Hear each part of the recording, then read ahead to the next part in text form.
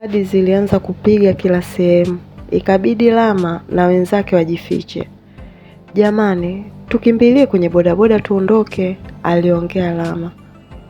Usisubutu, ukitaka kuondoka tu, hii radi inakusambaratisha vipande. Kuna mwenzetu tulimwacha huku hivyo hivyo, aliongea jamaa mmojawapo kati ya wale wawili. Ina maana hapa mlisha kujaga kabla? Aliuliza Lama kwa hofu. Ndiyo, na hapa. Kabla hajaendelea, mwenzake akamkatiza.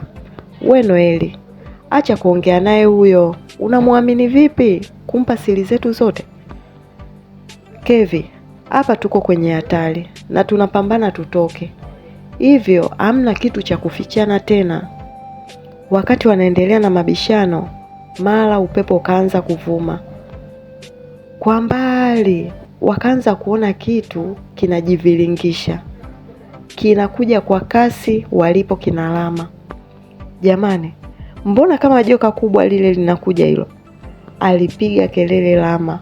Wakaanza kukimbia kwa kasi kuelekea mbele zaidi, lakini kwa mshangao wakajikuta wanatokea kwenye msitu mkubwa. Noeli, we Noeli, hebu simameni kwanza nyie. Hapa ni wapi jamani? Mbona msitu mkubwa hivi? Aliongea Kevi akiwaita wenzake waliotangulia mbele kwa mbio. Jamani, hebu mniambie kwanza, nini kinaendelea? Aliuliza Lama. We mshikaji, tushakataa maswali yako. Baada ujiulize tunatokaje hapa, wewe unauliza tu maswali, aliongea Kevi. Nyie ndo mmeniingiza kwenye huu msala. Alafu, hili ni poli gani tena? Kwani Charambe kuna poli kubwa namna hii? Alizidi kuuliza Lama. Kevi, na simu hazina mtandao kabisa, aliongea Noeli. Lama akatoa simu yake naye hajaribu kumpigia mkewe ili apate msaada, lakini hakukuwa na network yoyote. Nyie majamaa, hapa ni wapi? Aliuliza Lama kwa sauti ya kutaka kulia. Sasa hapa Noeli, cha kufanya, mradi mzigo tunao, twendeni tu uelekeo huo wa mbele, tunaweza kutokea mji wowote, aliongea Kevi. Na bodaboda yangu je? Aliuliza Lama.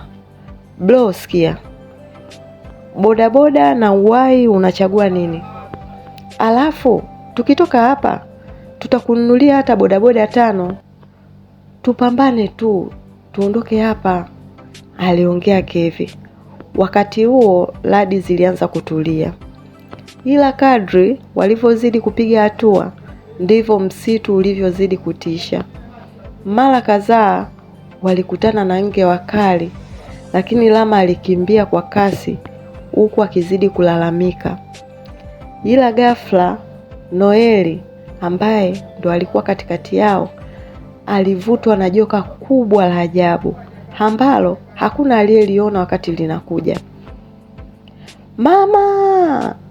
Lama alipiga ukunga, maana Noeli alitafunwa mbele yao. Lama akaisi kizunguzungu kikali, akaanguka na kuzimia pale pale.